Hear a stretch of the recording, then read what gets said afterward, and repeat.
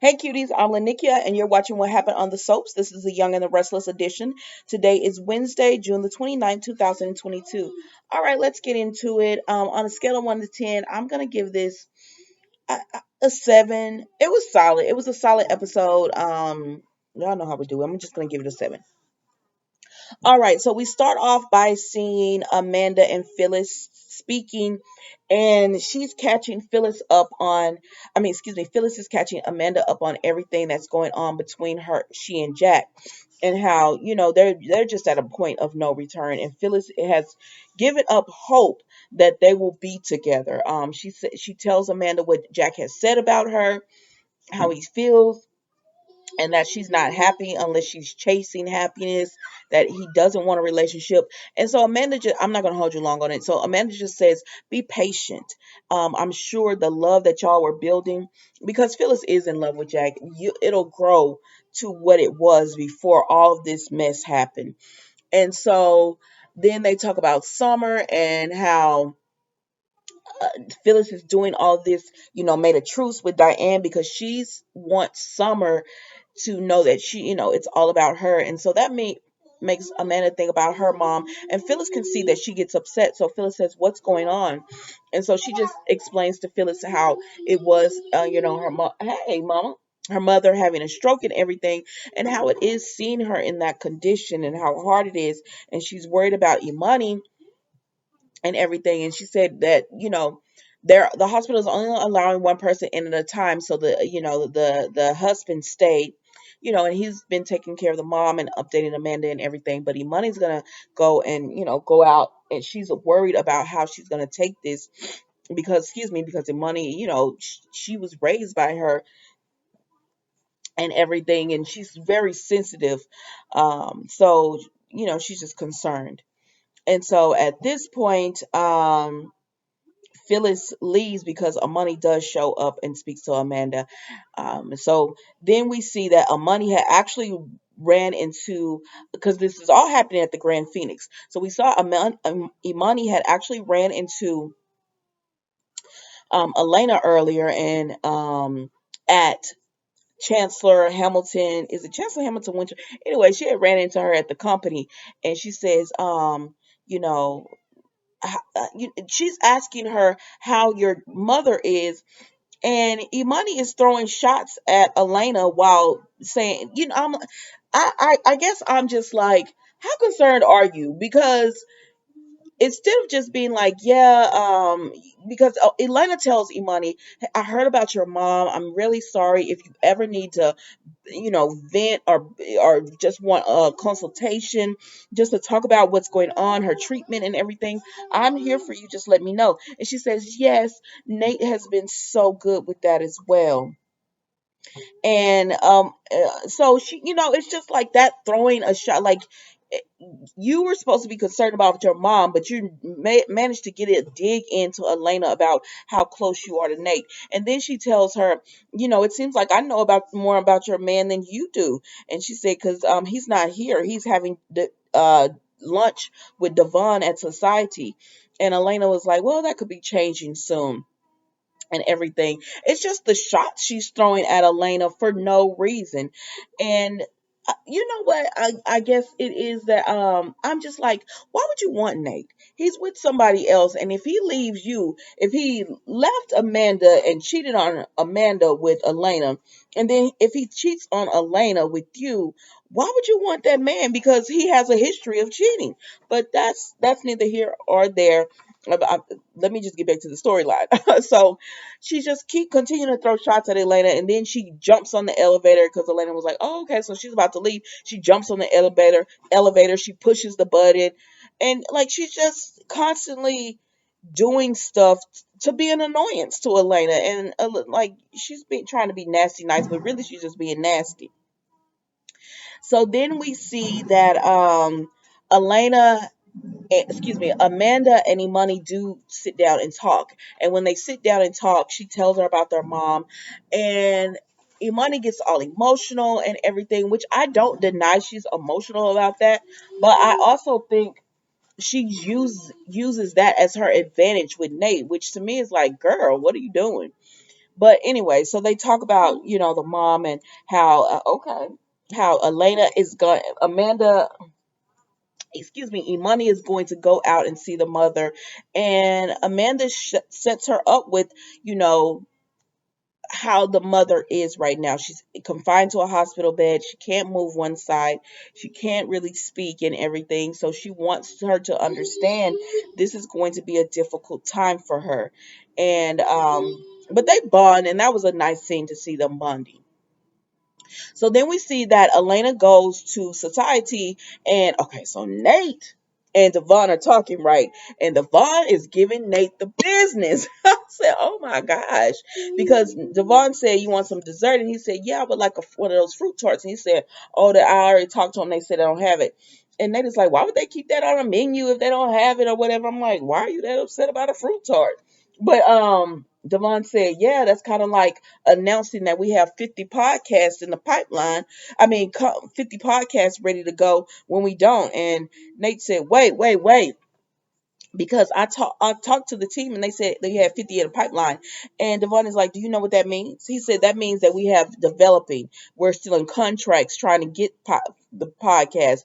That means we have a few ready, but not, all of them. It's a bunch of different things when they say in the pipeline. They have ideas, but they haven't put them down yet." And so Devon said, you have to learn these type of things. And Nate was just like, I'm sorry. I'm still, I've been speaking to all of the heads of the departments and everything. And it's like, this is once again why you shouldn't have made this announcement. And so um Elena comes in because she hears the end of this conversation, and she was like, "I'm sorry to interrupt, but I heard you talking about podcasts." And she said, "I have an idea." And so Devon is like, "Let's hear it." So she tells them about a podcast where it's like medical mysteries, and I think something like that exists. And then she tells about a caregiver podcast, and I thought her ideas were great, and Devon loved them too. And he was like, "Yeah, I would be interested in that."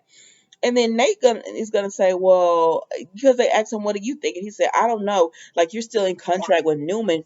And Devon said, "We got Amanda. She can get her out. Like, we have the best lawyer. She can get her out of that contract or whatever." And Nate was making all these excuses, and he said, "Well, do you have time?" So Devon said, he gets a phone call. He said, "I'm gonna let y'all handle this." And so Elena just tells Nate, "We don't get to see each other. And so this is a way we can see each other." She said, "I know I was apprehensive about you taking this role, but now you're enjoying it, you're thriving. And this is a way we'll be able to spend more time together because she would be in the building, be in the fold with them." And he was like, "Yeah, you're right," or whatever. So she tells Devon, "I'm all yours." And he says, "We're going to go ahead and get you out of that contract and everything." And she's like, "Okay." And so she's going off to Hawaii. Remember, she has to go and speak at a medical convention. So that makes Nate go to Imani. Now, I said Devon said he would get Amanda to do this, but he goes to Imani and he tells Imani about getting Elena out of her contract with Newman Media. And she said, and one of the reasons Elena is like wanting to do the podcast with Devon and Lily is because she said Newman, they'll have her go and then they pause her and then they'll go. And she said it's not consistent. Whereas with this podcast, it could be more consistent. And so, anyways, Nate goes to Imani to try to. He was like, "I really need to get Elena out of this contract with Newman Media." And she said, "Oh, we got so much going on. I don't know when we will be able to do it." He was like, "Well, I'm having a hard time with Devon. I promised podcast we don't have to deliver." So he was like, "I really need to, get this right because Devon is giving me a hard time." Well, her hearing that, "Well, okay, I'm gonna do it." She said, "But I thought I heard she was going on a convention." And he said, "She is, but I want her out of her contract so she can sign with us as soon as she comes back." And she's like, "Well, how long is she gonna be at the convention?" Now she's not asking this just so she can get her out of the contract. Imani is setting this up so she knows how long she has to try to win Nate over. But I digress, y'all. So then we see that I can't believe I'm already 9 minutes on this video. So then we see that Diane and Jack are speaking, and she tells him about Kyle and how she thinks she might have overstepped with Kyle because she asked him to help her find a job. And Jack was like, "What did Kyle say?" And she said, "Well, he said he would keep his ears open." She said, "Do you think I overstepped? Have you heard anything from Kyle?" And Jack is like, "Oh, I'm not gonna say any. I'm not gonna tell you even if I did. I told you I was staying out of it." And then so they're talking or whatever, ever. And then she brings up that she saw Allie and Noah earlier, and he says, "I'm glad, maybe her making new friends will have her stay." And she says, and he was like, "What?" And she said, "I'm the whole reason Allie is there." And I'm like, oh, I don't care what y'all say. Diane works my nerves. And Jack started smiling, and she said, "Oh, did I get a smile out of you or whatever?" And he says, "Don't read too much into it. I'm still leery about trusting you or whatever." She said, "Well, this is a great day. I'm moving up." So, anyways, Summer and Kyle had met with Chelsea earlier, and they had let Chelsea know that they want her to do a line for Marchetti. It would be Chelsea's line by Marchetti. I can't remember her last name, but anyways, and she's excited about it. She said, "Now I have to talk to my business partner Chloe, but get the champagne ready if it's left up to me." And so that makes Kyle and Summer come home, and they're really excited. And Diane and Jack are there, of course, and so they tell them everything about Chelsea, and they're like, "Oh, that's exciting." And then they tell Diane, "We don't want to offer you a PR position at Marchetti." Jack doesn't say anything, but he's just like, huh. And so Diane's like, "Oh my gosh, I won't let you guys down. I'm not holding you long on this." So she says, "Let's go out and celebrate." So Jack says, "Oh, okay, I'll watch Harrison while y'all go." And Diane was like, "Oh, he's with the nanny and all that. Let's go out and celebrate and everything." So they leave. Jack agrees to it. So they go to the society to have a drink. And while they're there, Phyllis comes in, and so she sees them all talking and celebrating and laughing. And Summer waves her over, and I'm like, "Summer, you know how your mom feels about Diane. You could have easily just got up and say, 'Oh, I see my mom. Let me go and talk to her.'" Excuse me. But Phyllis comes over, and they say, she said, "What's going on here?" And Diane's like, "We're celebrating as a family. We're celebrating as a family." Like, I don't understand. Like, Diane gets to make all these little snide remarks because y'all know she did that as shade. She gets to make all these little remarks, and no one says anything to her about it.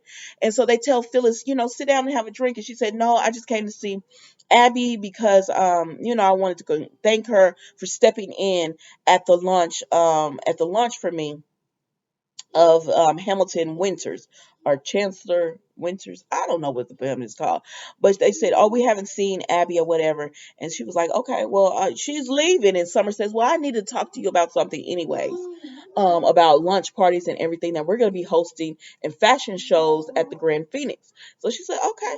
And so they get up, and Diana's like, "Whoa, a week ago, this champagne would have been all over me." And Jack just looks away or whatever.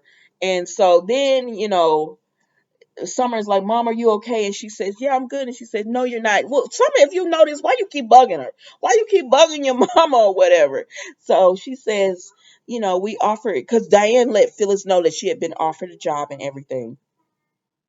But Phyllis said, "Is that the same job you offered me?" And Summer said, "No, we offered Diane like a low level junior position at the company. It's nothing like what we offered you or anything."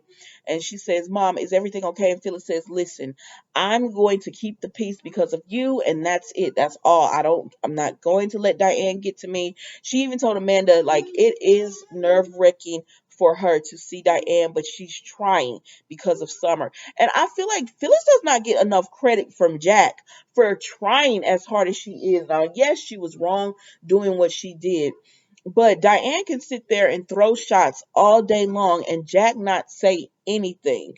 But if Phyllis does that, "Oh, you're being so bitter, you'll never change." That's how I mean, that's just how I see it. We're all entitled to our opinions. You have yours, I have mine. So, anyways, that's pretty much the end with them. Phyllis is just like, "Go enjoy yourself with them," but she's not gonna stay, and because she sees right through Diane. So then we go to Chelsea and Chloe, and Chelsea is giving Chloe the good news about her being able to do both lines, and Chelsea is just like, ugh. Chelsea's not happy about it because she's like, you do all this creative, like you just draw up designs, but I'm the one that has to make them work. I'm the one that has to get the people to bring this your creation to life, and you don't consider that. She said you're stretching yourself too thin, because honestly, Chloe was getting on Chelsea about just working with the line that they have now. You're behind, and she was like, so now you want to add more to it, and so it's stressing Chloe out. So she and Chelsea go back and forth, and they're blowing up at each other. And then Chloe gets a phone call and she says, because Chelsea is like, you're trying to micromanage me like you're my mom or something. And Chloe was like, no, I'm just trying to let you understand how important it is for you to not stretch yourself thin, which in turn stretches me thin. Like, we have to be able to create all these designs for you. But Chelsea is not hearing it, and they end up. I don't know what's going to happen here. I don't even know why they're doing this. I mean, quite honest with you. I guess to give them a storyline or something, but I don't even understand why it's friction with these two, and everything. But that was the Young and the Restless Day, guys. I will see you tomorrow for another episode. Don't forget to like, comment, and subscribe. Even if you don't subscribe, that's okay. I'll still be doing this videos, but please hit that like button for me. All right, I'll see you guys on the next episode.